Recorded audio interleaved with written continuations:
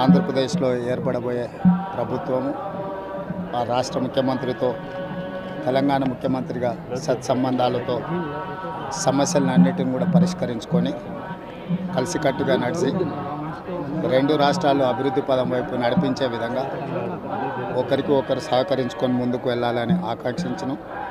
అదేవిధంగా తెలంగాణ రాష్ట్ర ప్రభుత్వం తరఫున కొండ మీద ఒక సత్రం నిర్మాణము, కళ్యాణ మండపం నిర్మించి తెలంగాణ నుంచి వచ్చే భక్తులకే కాకుండా దేశం నలుమూలల నుంచి స్వామివారిని సందర్శించుకునే భక్తులందరికీ కూడా సౌకర్యాలు కల్పించడంలో తెలంగాణ రాష్ట్ర ప్రభుత్వం కూడా భాగస్వామ్యం తీసుకోవాలనుకుంటుంది.